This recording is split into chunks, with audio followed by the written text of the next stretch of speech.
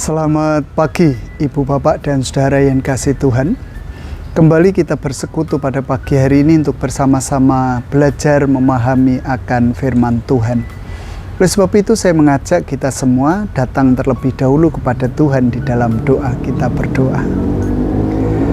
Tuhan Allah Bapa di dalam surga, kami senantiasa mengucap syukur atas kasih-Mu di dalam kehidupan kami. Atas anugerah-Mu, atas penyertaan-Mu, atas lawatan-Mu bagi kehidupan kami. Bahkan kami boleh menjalani hari-hari panjang pemberian Tuhan hingga sampai saat ini itu karena berkat Tuhan. Kalau semalam Kau menyelimuti kami dengan kasih-Mu, dan Kau juga yang membangunkan kami tadi pagi, untuk boleh kami menerima kekuatan, kesentosaan, kesegaran, kesehatan yang berasal dari Tuhan. Kami bersyukur. Dan pagi hari ini kembali kami hendak bersama-sama belajar memahami akan firman Tuhan. Biarlah Engkau sendiri yang mampukan kami untuk kami boleh menyimpan setiap perkara dan akhirnya coba untuk melakukan di dalam keseharian kami. Kudus dan layakkan waktu ini bagi kemuliaan nama Tuhan. Hamba-Mu yang penuh dengan kekurangan, Engkau sendiri yang memakai mulut, bibir, lidah, dan pemikirannya untuk boleh berkata-kata sesuai dengan kehendak Tuhan. Hanya di dalam nama Tuhan kami Yesus Kristus kami berdoa. Amin. Ya Ibu Bapak dan Saudara yang dikasihi Tuhan, pagi hari ini kita hendak bersama-sama belajar dari surat Paulus kepada jemaat di Efesus. Efesus 2 ayatnya yang ke-8 dan ke-9. Efesus 2 ayat yang ke-8 dan 9 demikian. Sebab karena kasih karunia kamu diselamatkan oleh iman. Itu bukan hasil usahamu tetapi pemberian Allah. Itu bukan hasil pekerjaanmu. Jangan ada orang yang memegahkan diri. Baiklah, saya ulang sekali lagi. Sebab karena kasih karunia kamu diselamatkan oleh iman.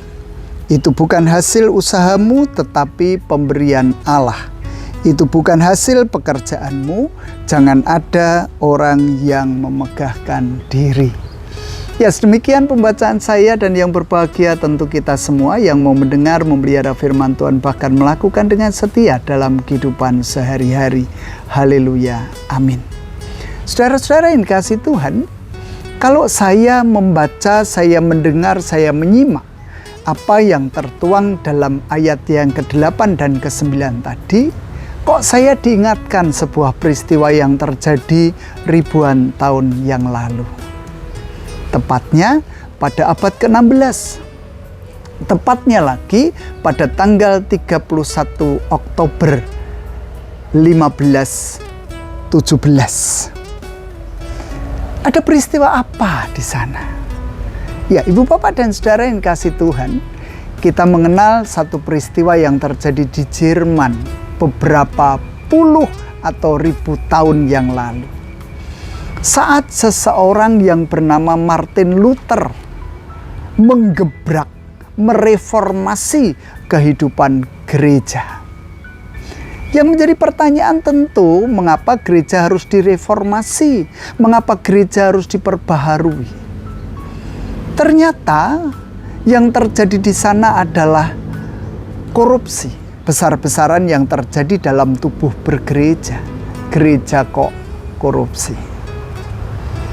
Lalu adakah hal yang lain? Ada, saudara. Yaitu penjualan surat-surat berharga. Ketika seseorang hendak menduduki jabatan tertentu, dia harus membayar dengan uang tertentu sehingga dia mendapatkan jabatan itu.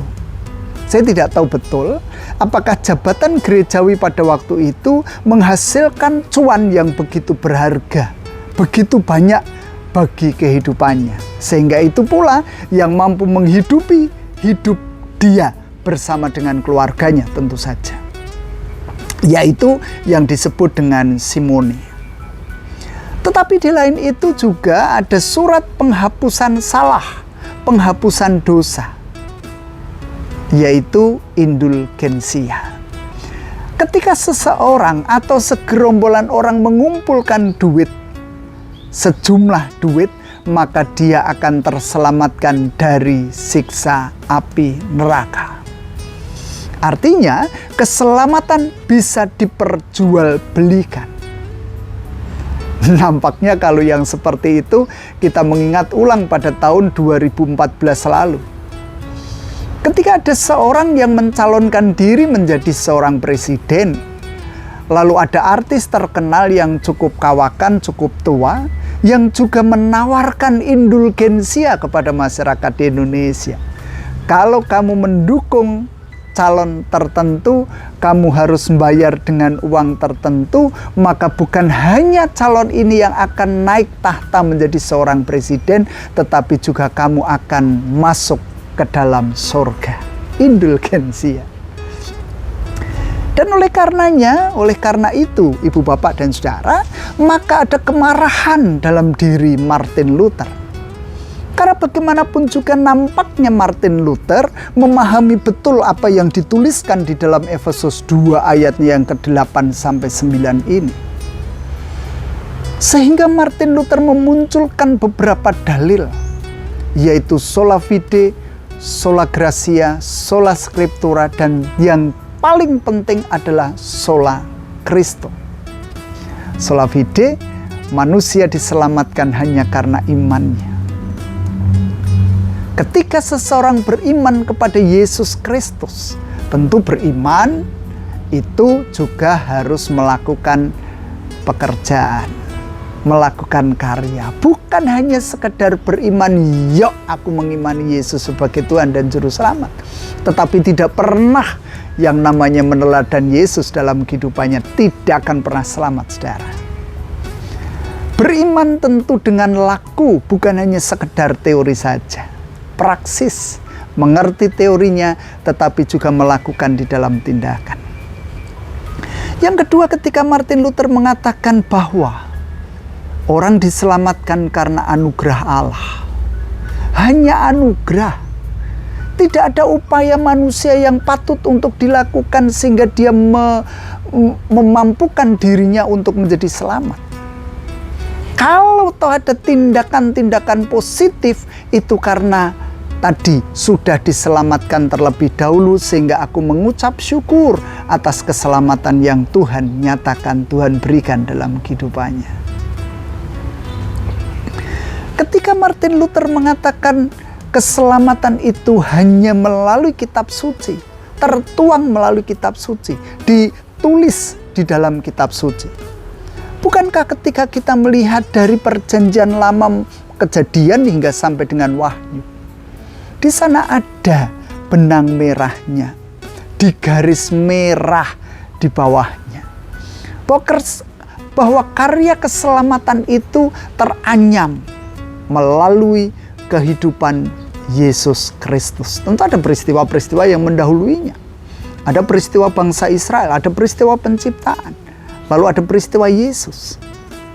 Dan puncaknya adalah di dalam diri Yesus ketika Martin Luther juga mengungkapkan sola Christo. Hanya melalui Kristus saja kita diselamatkan. Dan oleh sebab itu saya diingatkan melalui ayat-ayat tadi. Oh iya, ada peristiwa penting yang terjadi pada abad 16 ketika itu. Ketika Martin Luther memberontak, ketika Martin Luther hendak memperbarui kehidupan gereja. Dan hendaklah di dalam perjalanan kehidupan iman kita sebagai peziarah untuk memasuki dunia baru, Yerusalem baru, menjadi Israel secara rohani. Kita mencermati apa yang tertulis melalui Efesus 2 ayat yang ke-8 sampai ke-9 tadi. Hanya karena kasih karunia, hanya karena kasih karunia, hanya karena anugerah, kita diselamatkan melalui iman kita. Oleh karena kasih karunia kamu diselamatkan oleh iman. Ketika kita mengimani Yesus Kristus sebagai Tuhan dan Juru Selamat, dan dikatakan oleh Paulus, itu bukan hasil usahamu, tetapi pemberian Allah. Tanpa Allah kita tidak akan pernah bisa menyelamatkan kehidupan kita, saudara. Percayalah sama saya. Tetapi lebih-lebih percaya terhadap Alkitab ini. Kita memiliki sakit, misalnya kita memiliki sakit. Kita sudah membuang harta benda yang begitu banyaknya dalam kehidupan kita. Mungkin puluhan juta, ratusan juta untuk menyelamatkan nyawa kita. Tetapi kalau Tuhan berkehendak bahwa hidup kita berhenti pada satu titik, maka disitulah kita tidak akan pernah bisa menyelamatkan kehidupan kita. Itulah yang dikatakan oleh iman dan bukan hasil usaha kita. Pernah kan kita mendengar bagaimana orang menabung untuk masa depan hidupnya? Harta bendanya melimpah, rumahnya mungkin di mana-mana, tetapi ketika Tuhan mengatakan berhenti hari ini juga, apakah kita akan membawa harta benda itu? Tidak mungkin. Kita hendak memperbaiki tubuh kita dengan berbagai macam cara kita. Rambut kita dari hitam menjadi putih. Kita pengen tetap kelihatan cantik, kelihatan muda dengan cara nyemir rambut.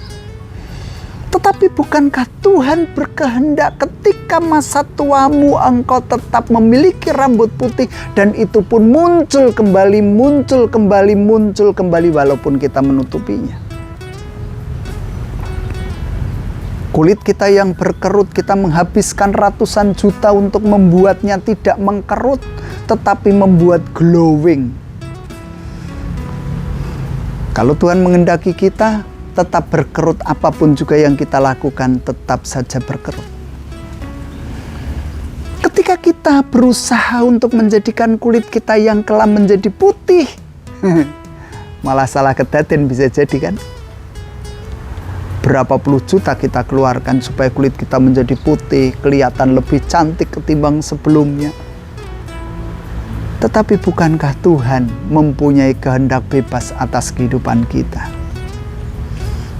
Sehingga apapun juga yang terjadi dalam kehidupan kita seharusnya kita syukuri dengan baik sebagai anugerah Allah. Itu kan menjadi bagian dari keselamatan juga, walaupun keselamatan secara jasmani. Apalagi keselamatan secara rohani. Kita tidak bisa menggantikan keselamatan kita dengan apapun juga. Dengan kedudukan kita, dengan harta benda milik kita, dengan persembahannya ratusan triliun. Wes aku wis ora sandadak ngopo-ngopo dadi murid Yesus, ning sing penting aku duwe bondo, tak serahke nang gereja sebagai bagian dari kehidupan bergereja. Tidak bisa, Saudara. Hanya anugerah saja. Dan di ayat yang ke-9 kita juga diingatkan itu bukan hasil pekerjaanmu. Kalau kita menjadi gagah, kita menjadi kuat, kita menjadi pinter, kita menjadi bisa melakukan semuanya, itu karena Tuhan. Sehingga tidak bisa kita lalu menyombongkan diri, kita angkuh, kita mengabaikan orang lain, tuh bahwa dewe sugih, tuh bahwa dewe pinter, tuh bahwa dewe jadi presiden misalnya, atau paling tidak jadi pendeta ya. Yang paling sederhana, aku ki pendeta, aku ngerti segalanya. Kamu itu siapa? Lah, kowe sekolah teologi ora, masa arep berteori? Tidak bisa, Saudara. Bukan hasil pekerjaan, sehingga tidak patut dan layak untuk kita memegahkan diri, sombong, angkuh, menjadi orang yang otoriter, menjadi orang yang keras kepala, menjadi orang yang keras batu. Keras batu, ya batu keras. Menjadi orang yang mengabaikan orang lain. Tidak bisa. Oleh karena itu perlu kerendahan hati. Perlu keberserahan kepada Tuhan. Perlu rasa syukur di hadapan Tuhan. Perlu keikhlasan untuk menjalani semuanya dengan baik di atas muka bumi ini. Karena apa yang ada di dalam diri kita, apa yang terjadi dalam kehidupan kita, proses perjalanan hidup panjang kita, itu hanya karena Tuhan saja. Tuhan yang berkarya, Tuhan yang berkehendak, Tuhan yang merancangkan keselamatan bagi hidup saya dan bagi hidup saudara.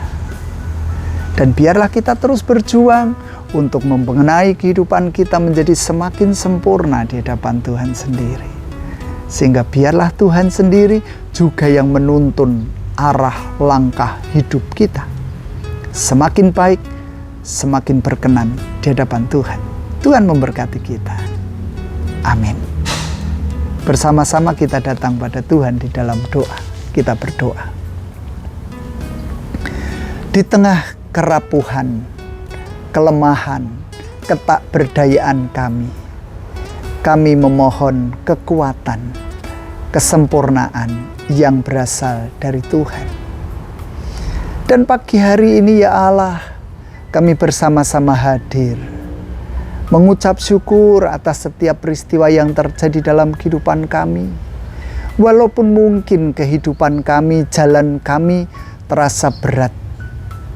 Ada banyak rintangan persoalan yang harus kami alami, tetapi satu hal yang kami percaya, Tuhan tidak pernah meninggalkan kami. Oleh sebab itu pagi hari ini kami juga hendak menyerahkan sepanjang kehidupan kami dengan berbagai macam persoalan yang harus kami hadapi ke dalam tangan kuasa Tuhan. Ketika kami sakit, pasti Tuhan memberikan jalan keluar yang terbaik, memberikan kesembuhan.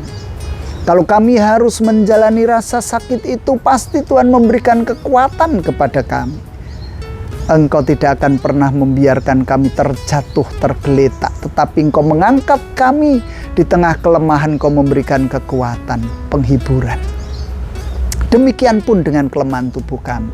Semakin hari kami semakin lemah, semakin tak berdaya, semakin pikun mungkin.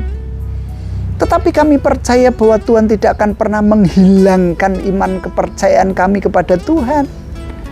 Engkau tidak akan pernah menghilangkan anugerah yang sudah tertanam dalam diri kami. Oleh karena itu jagai kami ya Tuhan. Demikian pun dengan anak-anak kekasih pemberian Tuhan. Di dalam perjuangan mereka untuk menuntaskan studi, untuk mencari jodoh, mencari teman hidup, mencari pasangan kehidupan. Mereka yang masih juga berjuang untuk bekerja, membenahi kehidupannya lebih baik lagi, bahkan menanti-nantikan buah kasih dalam kehidupan rumah tangga mereka. Tuhan ada bagi mereka. Tuhan mengendalikan emosi mereka, Tuhan menjaga iman kepercayaan mereka, bahkan kesehatan mereka pun Tuhan curahkan dalam kehidupan anak-anak kami, baik yang ada di Purbalingga maupun di tempat yang jauh. Kami juga berdoa untuk tugas kewajiban kami sebagai suami, sebagai istri, sebagai orang tua, sebagai anak, sebagai saudara, sebagai sahabat bagi kehidupan orang lain. Engkau tahu apa yang menjadi kebutuhan kami. Gereja kami milik Tuhan, negara dan bangsa ini milik Tuhan. Oleh sebab itu campur tanganlah di dalam kehidupan bergereja dan juga berbangsa, bernegara. Dan di tengah-tengah perhimpunan kami mohon berkat-Mu untuk apa yang menjadi kebutuhan pribadi kami. Tuhan mendengar seruan pribadi kami.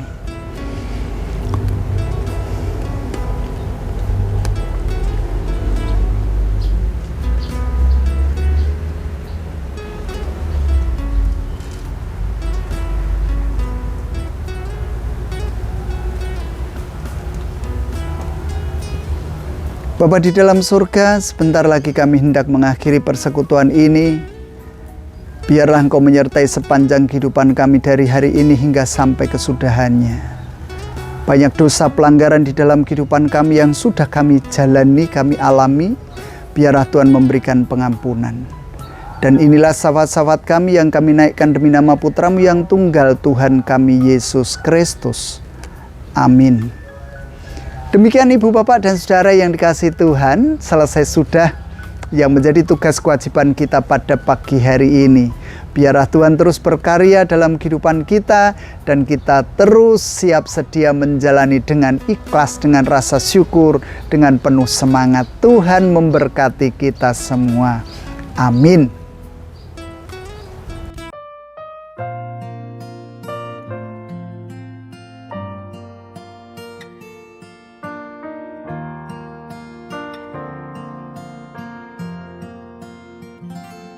Penyertaan-Mu Tuhan segalanya bagiku.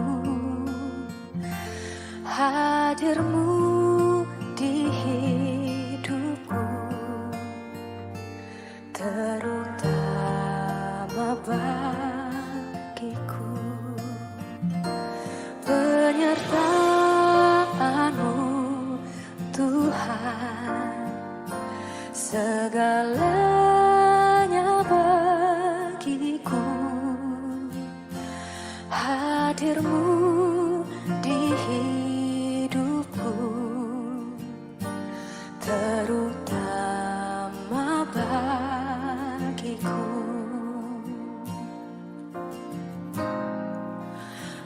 Anugerah-Mu,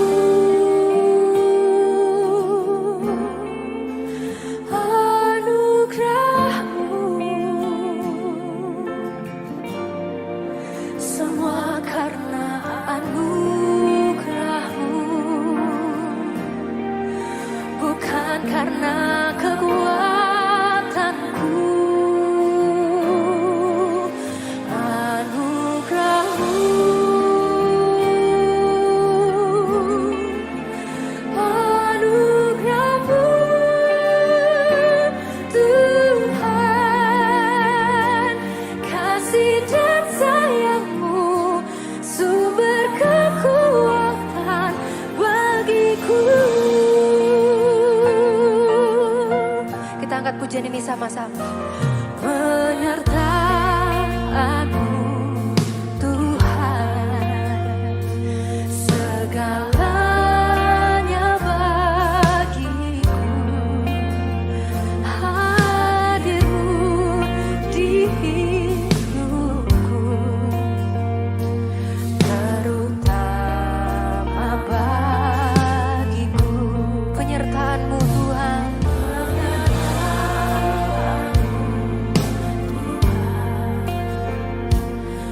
segalanya bagiku. Hadir-Mu,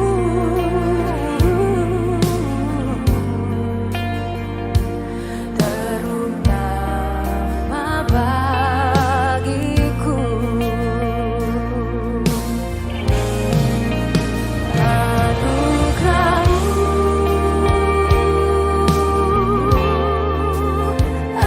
Anugerah-Mu, semua kan